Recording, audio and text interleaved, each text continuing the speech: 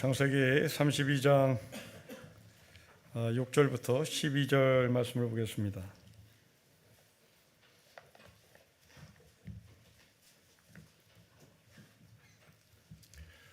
(32장) 6절부터 12절 말씀을 우리 한 절씩 교독하겠습니다. 사자들이 야곱에게 돌아와 이르되 우리가 주인의 형 에서에게 이른즉 그가 400명을 거느리고 주인을 만나려고 오더이다.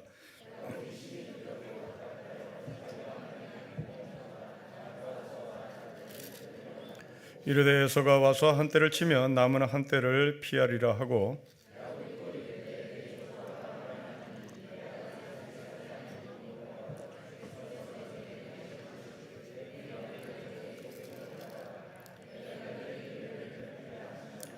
나는 주께서 주의 종에게 베푸신 모든 은총과 모든 진실함을 조금도 감당할 수 없사오나 내가 내 지팡이만 가지고 이 요단을 건넜더니 지금은 2때나 이루었나이다.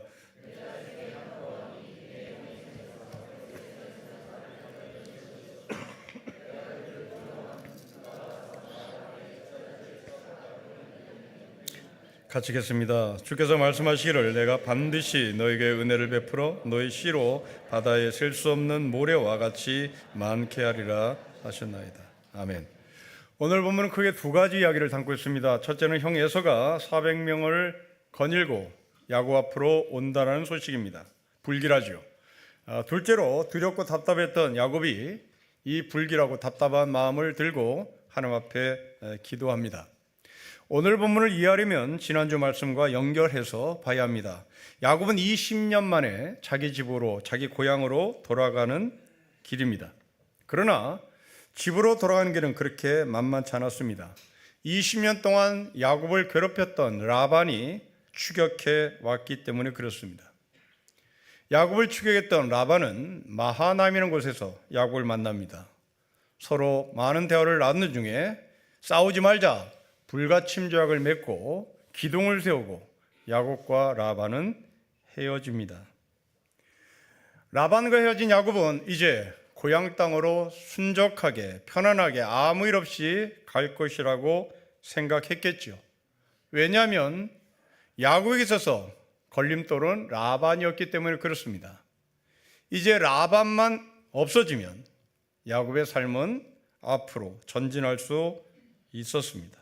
그런데 뜻밖에도 또 어처없는 소식이 들려옵니다. 형 에서가 400명을 끌고 야곱 앞으로 온다라는 소식입니다. 여러분, 이 광경을 머릿속에 다시 한번 그려보십시오. 야곱 뒤에는 라반이 있습니다. 그리고 야곱 앞에는 형 에서가 400명을 끌고 지금 야곱 앞으로 오는 중입니다. 우리는 이걸 가르쳐 사면초가라고 얘기합니다. 우리는 이런 걸 가르쳐 진퇴양난이라고 말합니다. 이럴 때 여러분 같으면 어떻게 행동을 하시겠습니까? 지금 야곱은 뒤로 갈 수도 없습니다. 불가침 조약을 맺었기 때문입니다. 마하나임이라는 기둥을 넘어서는 순간 이건 전쟁입니다. 그러니 뒤로 돌아갈 수도 없습니다. 앞으로 가자니 무섭습니다. 여기서 이 400명이란 단순한 숫자 아닙니다. 상징적인 의미입니다. 이스라엘 백성들은 사라고 하는 것은 동서남북을 의미했습니다. 그리고 100입니다. 10의 제곱입니다. 10은 완전수입니다. 그리고 이스라엘 백성들은 둘을 하늘과 땅이라고 해석했습니다. 다시 말하면 야곱은 사면초가, 동서남북, 하늘과 땅 어느 하나도 빠져나갈 여유가 없었다는 얘기입니다. 그렇게 옴짝달싹 못했던 야곱, 뒤에는 라반, 앞에는 400명.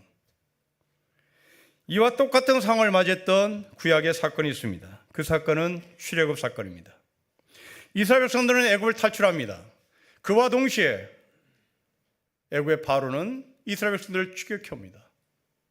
잡히지 않게 하여 주령랑을 치고 열심히 앞을 달렸던 이스라엘 백성들은 에사와 같은 엄청난 현장의 현실에 봉착합니다. 바로 그것은 홍해 바다입니다. 야곱은 개인 사건이라면 출애굽 사건은 이스라엘 공동체의 사건입니다. 이 두 개의 사건은 똑같은 그림을 가지고 있습니다. 뒤에서 쫓아오는 바로, 뒤에서 쫓아오는 라반, 앞에 홍해바다가 넘실대는 이스라엘 백성들 앞에 400명을 거니고 다가오는 에서입니다. 여러분, 이 말씀을 읽었던 1차 독자의 심정으로 돌아가 보십시오. 그들은 라반의 집에서 나가고 싶지 않았던 사람이 아닙니다. 그들은 애굽에서 탈출하고 싶지 않았던 사람이 아닙니다. 그들은 해방, 그들은 구원, 그들은 자유, 그들은 애굽에서, 라반에서 빨리 탈출하고 싶었던 사람입니다. 하지만 이렇게 사면 초가에 봉착하 보니 나가봐야 뭐하겠어? 애굽에서 해방받아야 뭐하겠어? 라반에서 나가봐야 뭐하겠어? 차라리 라반의 집에 있는 게 나은 거죠.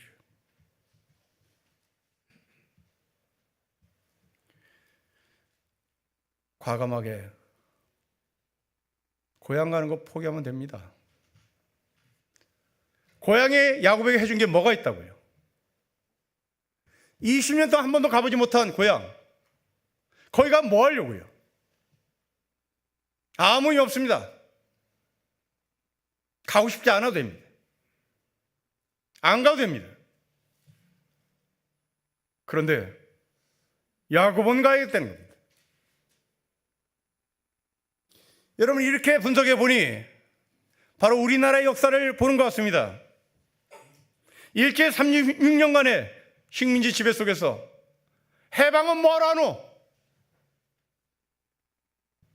독립을 뭐하러 하노? 구원을 뭐하러 해?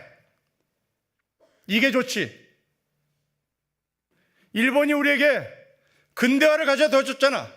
일본이 우리에게 철도를 놔줬잖아. 일본이 우리가 학교도 세워줬잖아. 일본이 얼마나 좋은데. 신식민지 근대화론을 주장하는 학자들의 의견, 바로 그들은 라반의 집에 머무는 게 낫다고 생각하는 겁니다. 그들은 애굽에 머무는 게 나은 거예요. 당시 이 말씀을 읽었던 신식민지 근대화론의 학자들과 같은 사람들, 그들이 애굽에 있었고 그들이 라반의 집에 있었던 거죠. 우리 가운데도 있습니다. 괜히 일제 tum벌 속에서 해방되고 독립된 그 결과가 뭐냐? 6.25 전쟁 아니냐? 그 결과가 뭐냐? 배고픔 아니냐? 그러면 차라리 애굽에서 사는 게 낫지. 차라리 일본의 식민지 사는 게 낫지. 이 노예 근성이 바로 애굽에서 종살이던 이스라엘 백성들, 라반의 집에서 살고 있었던 야곱과 같은 정반대 사람들, 그들은 그렇게 눌러 앉고 싶어 했습니다. 여러분, 이 관계를 우리 개인의 삶으로 연결시켜 보십시오. 현실과 타협하고 싶고 눌러 앉고 싶습니다. 뭐 고향에 가나? 뭐하러 예수 믿나? 구원이고 해방이고 난 알 거 없고, 새끼 밥 먹여주는 라반의 집, 새끼 밥 먹여주는 애국, 새끼 밥 먹여주는 월급 따박따박 나오는 내 직장, 그 이외에 관심 없습니다. 그런데 야곱은 그러지 않아요. 뒤로 돌아갈 만도 한데, 아니면 고향을 가는 걸 포기하고 지금 서 있는 그곳에서 자기가 데려온 식구들, 자기가 가져온 많은 재산들, 그걸 가지고 편하게 살 법도 한데 야곱은 그렇지 않습니다.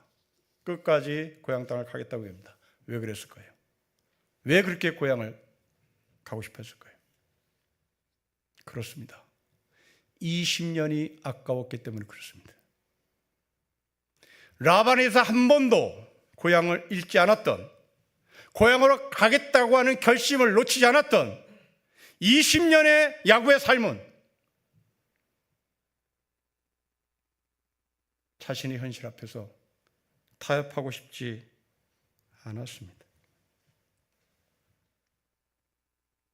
돌아보면 젊은 시절 여러분들은 다른 어떤 누구보다도 높은 엄정한 인생의 잣대를 가지고 살아왔을 것입니다.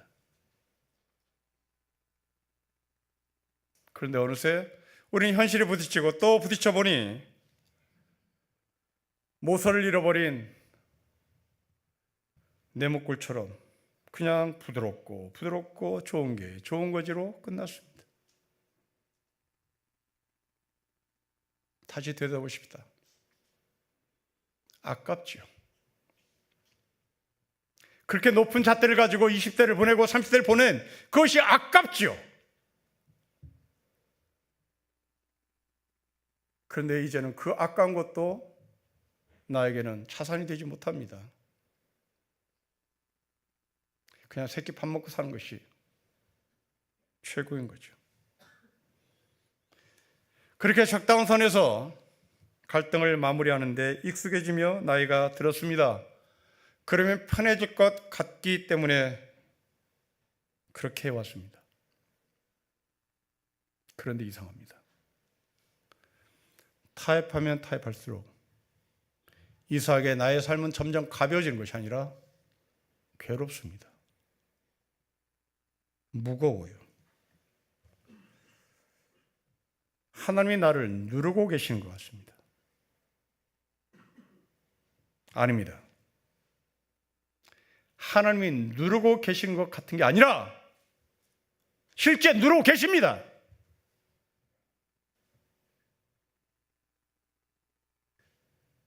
여러분의 그 지구한 인생의 목표가 있었음에도 불구하고 또 그것을 지속해 왔음에도 불구하고 어느새 그것은 내 인생의 큰 자산이 될 수 없어 내 던지는 순간 그러면 내 몸이 가벼울 줄 알았으나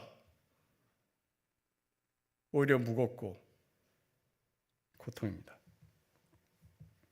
여러분, 하나님은 적당히 뭉치고 사는 것에 대해서 그냥 넘어가지 않습니다. 적당히 넘어가는 타협, 우리의 영혼을 맑게 하지 못합니다. 음식물 쓰레기를 버려야 하면 집에서 냄새가 사라지듯이 타협하는 어리석음을 버려야만 우리의 영혼은 맑아집니다. 제 대학 동기 중에 글을 쓰면서 사는 사람이 있습니다. 이 사람의 원칙은 두 가지입니다. 첫째, 돈 많이 주는 곳에 원고를 청탁하지 않는다. 원고를 기고하지 않는다. 청탁이 와도 거절한다.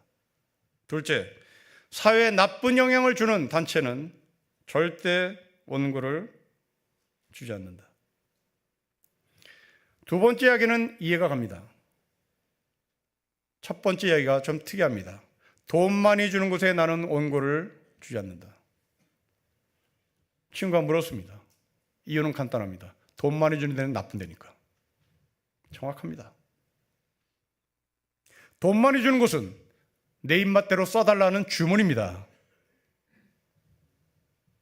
당신의 주관을 쓰라는 얘기가 아니라 돈 많이 줄 테니까 내 입맛에 맞게 만들어주세요 입니다.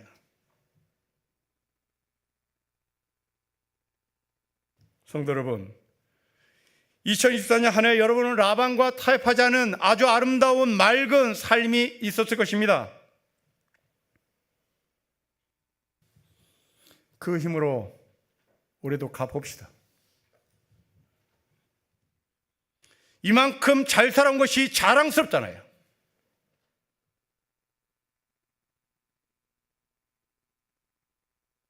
저 개인의 고백입니다. 바람을 피지 않았습니다. 지금 바람 피고 싶을까? 아깝습니다.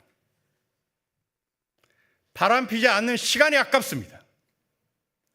그걸 어떻게 쌓아온 시간인데 저는 돌부처 아닙니다. 이를 악물고 버티는 겁니다. 그래서 여기까지 왔습니다. 아깝습니다. 보존해야 되겠습니다.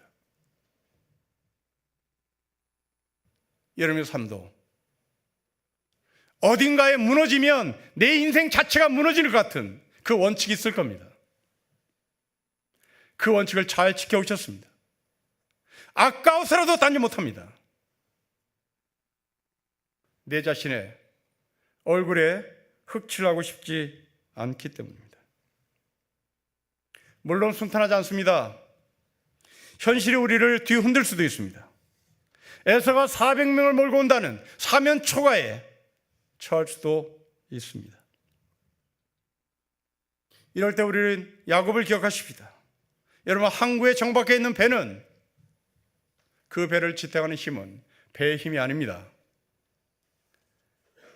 배에 묶여있는 닻입니다. 파도가 없는 날은 닻이 있는지 없는지 잘 구분이 안 됩니다. 하지만 닻의 진가를 알 수 있을 때는 파도가 칠 때입니다. 파도가 무섭게 칠 때 닻의 진가는 더 멋지게 발휘합니다. 우리에게도 닻이 있습니다. 우리를 붙드시는 하나님입니다. 항구에 정박해 있는 배는 파손당할 염려 없습니다. 닻이 그 배를 붙들고 있기 때문입니다.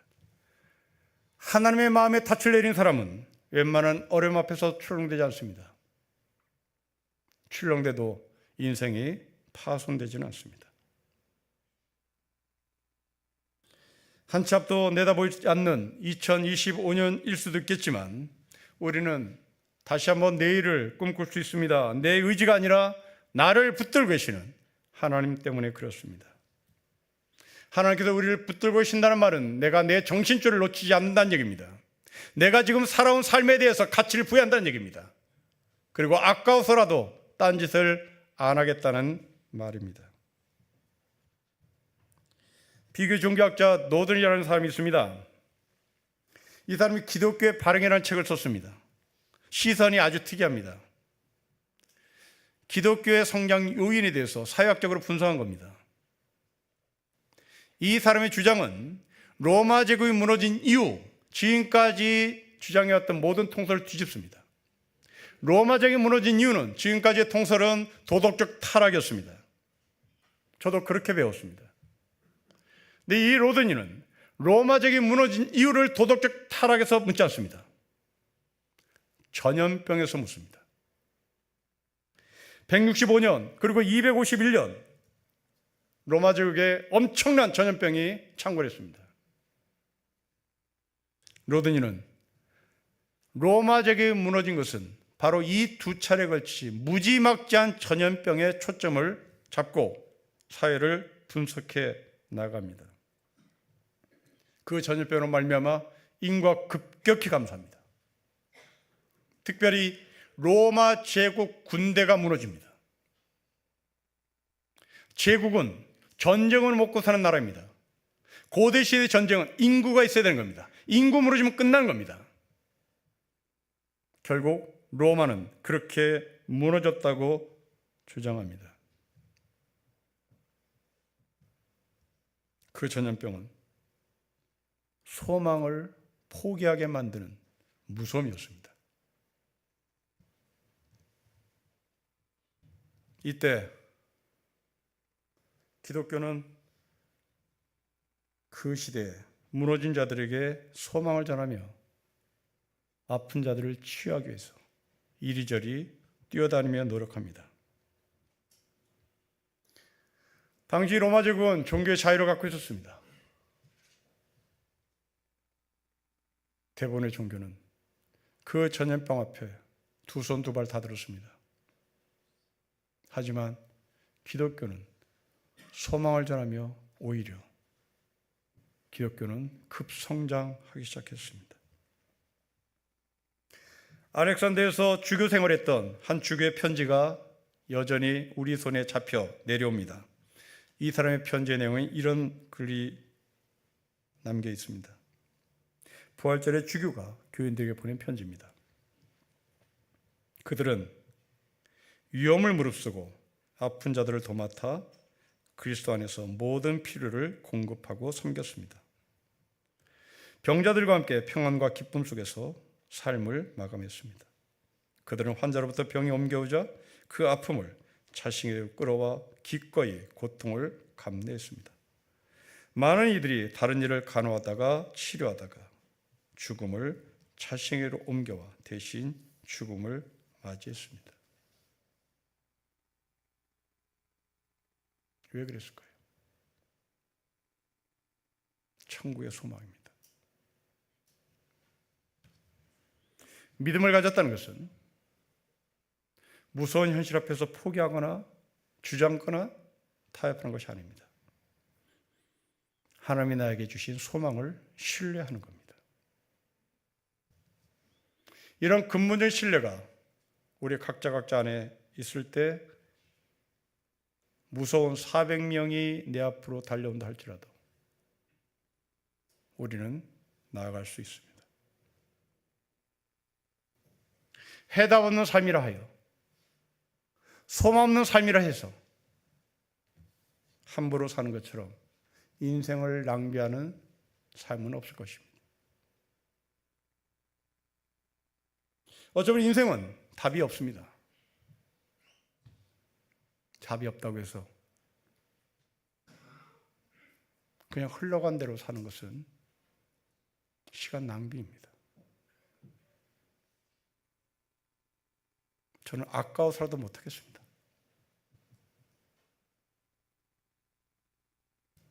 야곱은 절망하지 않았습니다.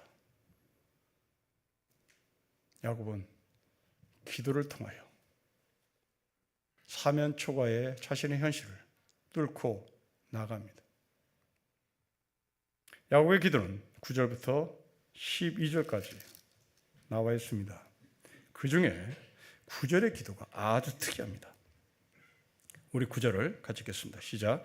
야곱이 또 이르되 내 조부 아브라함의 하나님 내 아버지 이삭의 하나님 여호와여 주께서 전에 내게 명하시기를 내 고향 너의 족속에로 돌아가라 내가 너에게 은혜를 베풀려 하셨나이다. 이 기도가 아주 특이합니다. 이 9절은 창세기 28장에 나오는 야곱의 기도였고 하나님의 응답이었습니다.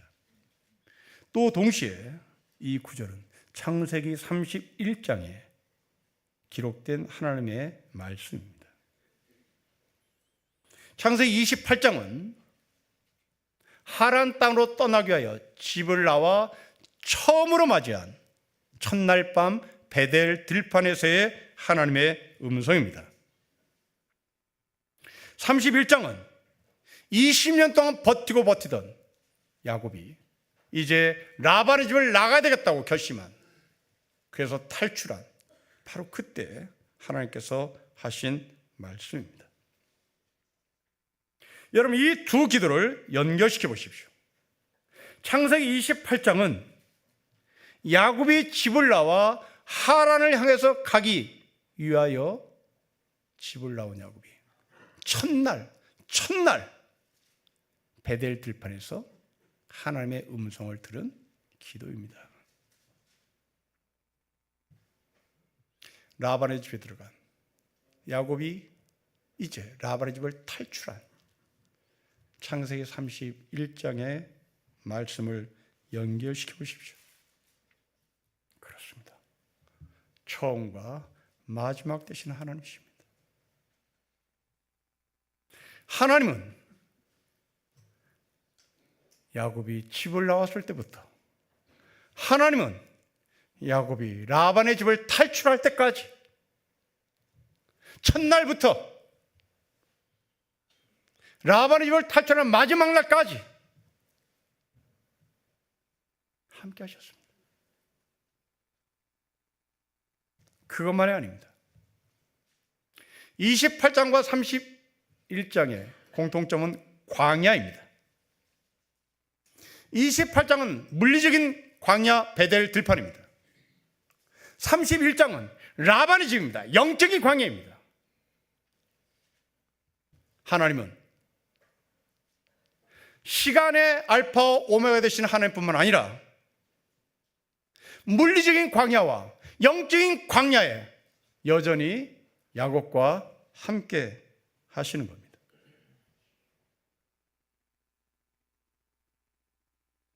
처음과 마지막, 물리적인 광야, 영적인 광야, 이 가운데 야곱이 하나님을 만나고 하나님은 야곱과 함께 하시는, 책임지시는 하나님이십니다. 여러분의 물리적인 광야도 책임지십니다. 여러분의 영적인 광야도 책임지십니다. 여러분의 처음도 여러분의 마지막도 책임지십니다. 박노해 시인이 파키스탄 아이들을 대상으로 찍은 사진전에서 한 줄의 글로 시를 표현합니다. 처음부터 자기 씨앗 안에 이미 다 들어있다. 아이들을 보고 쓴 식기 한 절입니다. 처음부터 자기 씨앗 안에 이미 다 들어있다. 여러분, 시는 처음과 마지막을 우리의 눈에 증명해 보입니다. 시간입니다. 시는 생명을 담고 있다는 것을 전제합니다. 시작입니다. 시는 마지막에 열매를 맺는 것으로 자신이 생명이 있다는 걸 증명해냅니다. 처음과 마지막입니다. 물리적인 시간입니다. 그러나 이 가운데 또 영적인 시간도 있습니다. 시는 무지막지한 뜨거운 때약볕에 버팁니다. 무서운 홍수도 버팁니다. 가뭄도 버팁니다. 물리적인 광야뿐만 아니라 물리적인 시간뿐만 아니라 영적인 시간, 영적인 광야까지도 버티며 시는 생명이 있다는 걸 증명합니다. 성도 여러분, 여러분들은 하나님의 자녀입니다. 하나님 우리 안에 생명을 넣습니다. 처음과 마지막을 증명해내는 하늘의 사람으로 하나님께서 우리를 부르셨습니다. 반드시 여러분들이 열매를 맺을 것입니다. 그러나 그 열매 중간중간에 우리는 가뭄도 만납니다. 우리는 홍수 만납니다. 영적인 광야도 만납니다. 그러나 처음과 마지막이 되신 하나님이, 물리적인 광야와 영적인 광야를 책임지시는 하나님이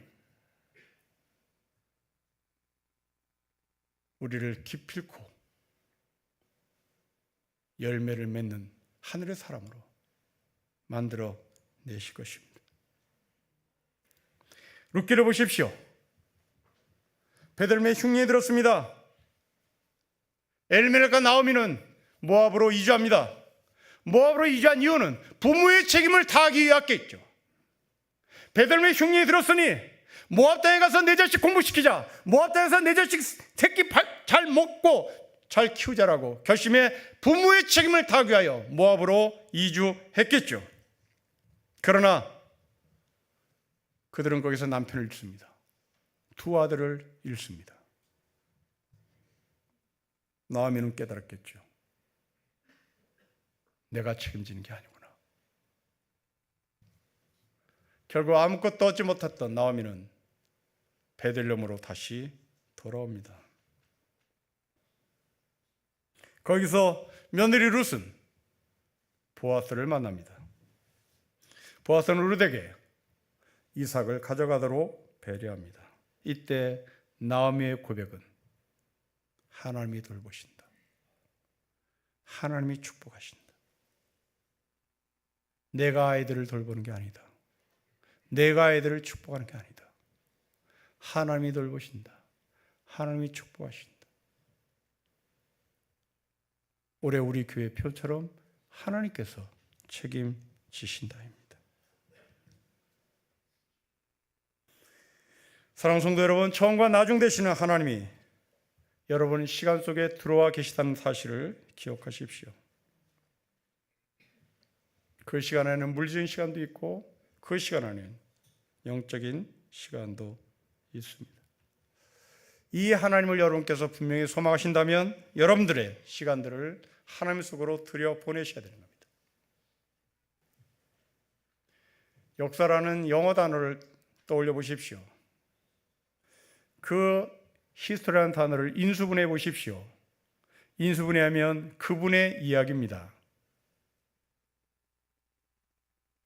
이제부터 여러분들에게 히스토리라고 하는 단어를 쓸 때마다 그 H를 소문자 H로 쓰면 그 사람의 이야기지만 소문자 H를 대문자로 쓰면 그분의 이야기가 됩니다. 그분의 이야기는 하나님입니다. 이 땅의 역사는 소문자를 쓰는 역사가 있는가 하면 대문자를 쓰는 역사가 있습니다. 우리에게는 그의 얘기가 아니라 그분의 이야기입니다. 그분의 이야기 속에 내가 들어와 있습니다. 그분의 이야기 속에 야곱이 들어와 있습니다. 시편 27편의 시인은 이런 고백을 합니다. 나는 한평생 주님의 집에 살면서 주님의 자비가 내 가운데 오신 모습을 보는 것과 성전에서 주님과 의논하며 살아가는 것입니다. 알파 오메가 되시는 하나님을 신뢰하는 겁니다. 나의 이야기가 아니라 제3자의 이야기가 아니라 그분의 이야기가 내 이야기가 되고 싶은 것입니다. 올해도 어둠 속에서 방황하는 우리를 붙들어 주시기를 간절히 소망합니다. 세상 일에 속절없이 빠져들 때 우리의 손을 붙잡으시는 하나님을 신뢰합시다. 우리를 지배하고 우리를 두려워하게 하는 영들을 주님께서 철저히 가두시고 우리가 주님의 뜻을 받드는 신령의 성도가 되시기를 주 이름으로 축복합니다. 기도하겠습니다. 하나님 아버지, 사면 초과입니다. 백기 들고 싶습니다. 그러나 지금까지 투항하지 않은 것이 아까워서라도 투항하지 않겠습니다. 백기 들지 않겠습니다. 주님과 함께 하나님의 역사를 써나가는 신림교회 성도되게 하옵소서. 주 예수 그리스도의 이름으로 기도합니다. 아멘.